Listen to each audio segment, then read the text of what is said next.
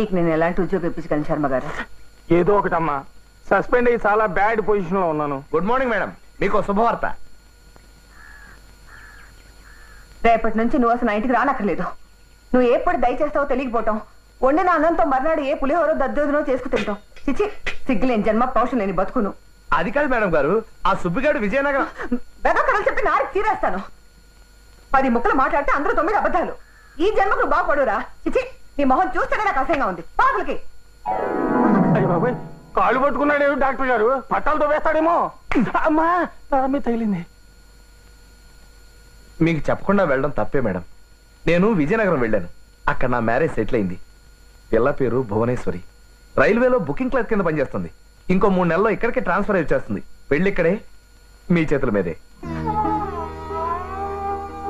ఏరా, ఇలానే ఒక ముక్క నా చెవినేస్తే నేరాను నీ తరఫున? శుభకారానికి వెళ్తుండగా ఇదెందుకు మధ్యన అనుకున్నావా?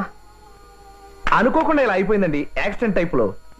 పెళ్లి సంఖ్య సరే, ఆ పిల్లని ఎలా పోషిస్తావు? ఆ వీడియో షాప్ పెడుతున్నాను కదండి మన కాలనీలో. నిజంగానా? ఏమిటా ఇది, ఇన్ని మార్పులు నీ జీవితంలో? ఇంకో న్యూస్, కట్నం వద్దనేశాను. అంతేకాదు, వాళ్ళ మామయ్యకి ఇచ్చిన మాట ప్రకారం తను ఇక్కడికి వచ్చేలోగా నాదంటూ ఓ ఇల్లు, అది అద్దెల్లు అయినా పర్వాలేదు, సామాన్లు బలపరుచుకోవాలి. చాలా ప్రయోజకుడు అవుతున్నావు. అన్నట్టు పాపం శర్మ గారిని సస్పెండ్ చేశారంట, నీ దగ్గర పెట్టుకో. అవును దివాకరం, ఇంతకీ షాప్ ఎక్కడ పెడుతున్నావు? పెట్టుకోమని చాలా మంది అడిగారు. నాకు డౌటే. చాలా మంది అడిగారు, కానీ నేనే వద్దన్నాను. మన ఫ్రంట్ పోర్షన్ ఖాళీగా ఉంది కదా అని. అదిగో కుక్కర్ కూస్తుంది, సత్యం. నా ఇంటి ముందు పోషణ చచ్చినా ఇవ్వను. ఇది నా సొంతం కాదు, గవర్నమెంట్ క్వార్టర్స్. ఏంటండి, ఊళ్ళో ఎవరికి లేని రూల్స్ మీకు ఒక్కరికే వచ్చినాయా?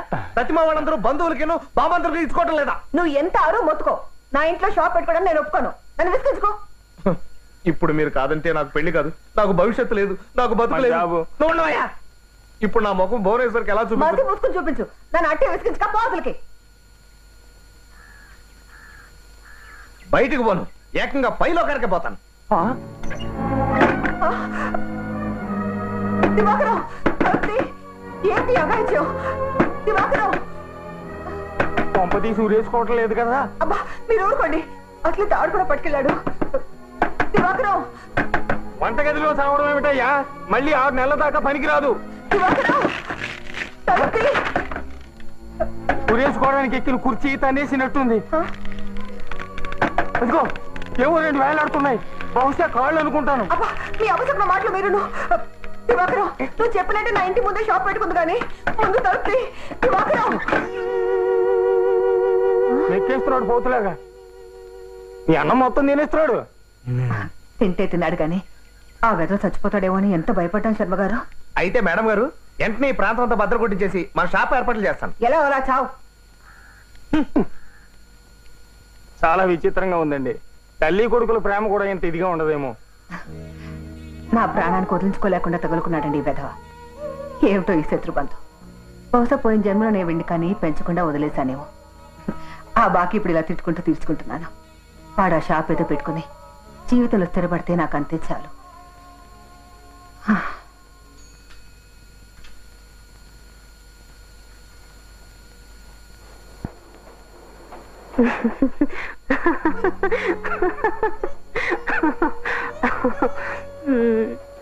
ఆ గోపీచంద్ గడి చెల్లెలకి సుందర కుమార్కి లవ్ ట్రాక్ నడుస్తుందన్నమాట. బండి ట్రాక్ తప్పి లూప్ లైన్ లో పడింది ఏంటి? ఈ విషయం గోపీచంద్ గడి తెలిస్తే ఇంకేనా ఉందా? అయ్యి బాబోయ్, మళ్ళీ నీకు డ్యూటీ లేకపోవడం కాదు కానీ నా ప్రాణానికి వచ్చి పడింది. ఇంటికున్న కరెంటు తిగిలన్నీ పీకి పోగులు పెడుతున్నాడు. ఇదిగో అవతల నా చీటీ పార్క్ టైం అవుతుంది, తొందరగా దిగుతావా లేదా? అబ్బా ఇల్లేంటి కలుక్కుమంటుంది. అలా అల్లరి చేస్తే నాకు చిరాకు ఉంటది. ఇప్పుడు ఏం చేస్తాను? రైలు ఇంజన్ కి చక్రాలు బిగిస్తున్నావు. అవతల నా చీటీ పార్క్ టైం అవుతుంది అంటుంటే ఆల్రెడీ మానిమన్నాను. ఏంటిది? ముందా రాదా అప్పను పగలు రాత్రులు ఓటే క్యాసెట్లు కోలా. ఇద్దరికిద్దరు భలే దొరికారు. మీదేమో చీట్లు కోలా, దాన్నేమో క్యాసెట్లు కోలా. అసలు అసలు మిమ్మల్ని కాదు, ఆ దివాకరంగాని పట్టుతాను. ఒక్క సినిమా సరిగా చూడండి విడక్క. తినేస్తున్నాడు, ఫింగర్స్ వచ్చినాడు. నువ్వు నోర్మే. అబ్బా నువ్వు గట్టిగా పట్టించావు. పొలాల్లో రాసిందే ఆ వారస్ట్ పేలో ఈ వేళ మన చేతుల్లో చాలా హెవీగా తన్నులు తింటాడని. పొరపాటుని వేలాడు మనకు కనిపించాడు అనుకో, ఏం చేస్తానో తెలుసా? ఏం చేస్తావు? ఏం చేస్తానా? ఏ గోడ మేంచో స్టూల్ మేంచో కిందకి తోసేసి చెవిలో ఈ వైర్లో ఎట్టేసి ఇదో ఏమే నీ చేత స్విచ్ చేయించేస్తాను. అప్పుడు ఆ ట్రబుల్ మనకు కాదు ఆడికి వస్తది. అర్థమైందా? ఈ పిసిరిగొట్టాడు ఇంట్లోనే చచ్చాడు. ఇప్పుడు ఎలా? టమేంటి ఆ స్విచ్ బోర్డు మీదకి వెళ్ళి స్విచ్ మీద వేలేసి రెడీగా ఉండు. కూర్చోనీడు ఒంగోనీడు ఊపిరి సలపనీడు ఏపుకు తినేస్తున్నాడు అనుకో. నేను అనుకుంటా స్విచ్ చేసావంటే నా పుచ్చి ఎగిరిపోద్ది. నోట్లో వైర్లున్నా అర్థమవుతుందా? అబ్బా అలాగే. నేను అంటాను అప్పుడు స్విచ్ అయ్యి. ఓహో అంటాడా? చిన్నదారు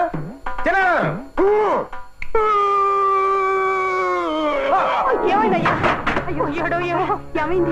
అయ్యో ఏమైంది? షాక్ కొట్టిందా? షాక్ కొట్టడం ఏమిటయ్యా? మనిషి మెలిగిందిరి పడిపోతారు. ఏం పర్లేదు. చిన్నదారు అప్పుడప్పుడు షాకులు తగలడం ఒంటికి చాలా మంచిది. గుండె నొప్పున్న మనుషులకైతే మరీ మంచిది. ఈయనకే ఉందయ్యా గుండిపోటు. ఉందంటే గుర్తొచ్చింది. ఆ వరలక్ష్మి గారింటో మీకేదో చీటీ పాట అన్నట్టు. ఈ గొడవలో పడి మర్చిపోయాను. చెల్లై ఈ మనుషులకు వచ్చి చూసుకో. అలాగే అక్క బతికున్నా. అబ్బా ఆయన నా ఒళ్ళో హాయిగా రెస్ట్ తీసుకుంటాడు కదా, మీరు వెళ్ళండి.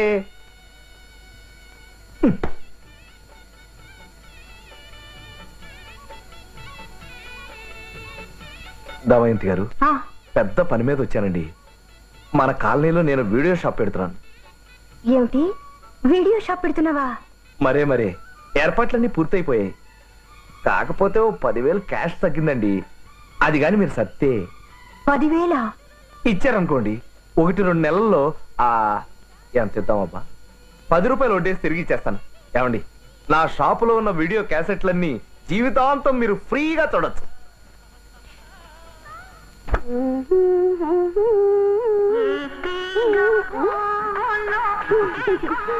అప్పుడియా అంటే అరవణ ఒకడు అప్పుచ్చి దీన్ని పట్టించాడు. చెప్తా వీడి సంగతి. ఏ భాగ్యం టీవీ అన్ని తినేస్తున్నాడు తింగర్ నా కొడుకు. బొత్తిగా మనశ్శాంతి లేదండి సోమేశ్వర గారు. ఎలా ఉంటుందో మనశ్శాంతి? అయినా తప్పు కుర్రాడిది కాదు నీది. నీకు 1,00,000 సార్లు చెప్పాను. ఆ దొడ్లో దక్షిణ వైపు గోడ 50 అడుగులు ఎత్తి చేసి ఉత్తరాన ఉన్న గోడ మొత్తం కొట్టేయమని. ఎన్నిసార్లు చెప్పినా నా మాట వినిపించుకో. ఏమప్పా సాపాడాచా? ఏంటి బొంకరగా మాట్లాడుతున్నావు వేళ? స్ట్రైట్ గా మాట్లాడాలంటే మన కాలనీలో నేను వీడియో షాప్ పెడుతున్నాను. ఒక్క 10,000. బ్లాక్ మెయిల్ చేస్తున్నావా? బ్లాక్ మెయిల్ హౌరోమేర్ అంతా ఓల్డ్ ఫ్యాషన్. మనకు కావాల్సిన డబ్బు. నీలాంటి అబద్ధాలు కొరికి చచ్చిన ఇవ్వరు. ఎవరితో చెప్పుకుంటావు చెప్పుకో. ఎవరితో చెప్పడం నాకేం కర్మ. ఒకే ఒక వ్యక్తితో చెప్తాను. రామ్మూర్తి గారు ఏ తీగ పువ్వునో ఏ కొమ్మ పిలిచేనో. రామ్మూర్తి గారు 20 పేపర్లు ఎవరండి? పక్కింటి రాజన్ గడివి. మా సంటోడు ఏడుస్తుంటే బొమ్మలు చూపించడానికి తెచ్చి ఉంటుంది మా భాగ్యం. ఓహో 60 చాలా రోజులైందిలేండి. ఎంత దారుణం అండి. కోయంబత్తూర్లోనంట అక్రమ సంబంధం పెట్టుకున్న భార్యని ముక్కల కింద నరికేసి గోని సంచులో గట్టి రైల్లో బారేసాడంటే ఎవడం. ఏమండి అడుగు చిన్న పిల్లడు కూడా ఉన్నాడంట. ఏమండి రామ్మూర్తి గారు మీరే అక్కడుంటే ఏం చేసేవారండి? ఏం చేసేవాడినా కత్తెదిరా ముక్కల కింద కాదు ఖైమా చేసిండేవాడిని. తెగించాడు అబ్బాయి గారు. అసలు ఎలాంటి వాళ్ళండి మన మెరకి జంక్షన్ లో ఊరేగించాలండి. ఊరేగించడం ఏంట్రా యాదవా? ఏకంగా ఉరి తీసేయాలంతే. చూసికిరా దివాకరం దాహానికి నీళ్ళు అడిగావుగా. ఇదిగో డబ్బు. ఏమండి రాజన్ గారు వణక్కం. ఏంటి డ్యూటీకి వెళ్తున్నారా? ఆమా ఏమప్పా ఇటు వచ్చినావు? అప్పాలేదు కాపాలేదు. మన కాలనీలోనే నేను వీడియో షాప్ పెడుతున్నాను. కొద్దిగా డబ్బు కావాలి. డబ్బా? అదే దుడ్డు. అప్పుడప్పుడు మీరు భాగ్యానికి ఇస్తుంటారు కదా అది. డబ్బా ఇల్లే అప్పా. ఒక్క 5,000 బ్రదరు 5 నెలల్లో తీర్చేస్తా కదా. పాపా అంత డబ్బు మనకెక్కడిది? మీ ఫ్రెండ్ గోపిచంద్ వాడు ఉండాడు కదా, వాడిని అడుగు. దొంగ నోట్ల వ్యాపారం చేస్తుండ కదా. ఓహో ఈ విషయం నాకు ఇంతవరకు తెలియదు. ఇప్పుడు నువ్వు చెప్పావు కదా ఈ విషయం వెళ్ళి వాడితో చెప్పా. ఏమప్పా చంపేస్తుడు వాడు. చంపడు. ఒక కాలో చేయ తీసేస్తాడు. నన్ను భయపెట్టకప్పా. నీకు 5,000 ఇస్తానప్పా.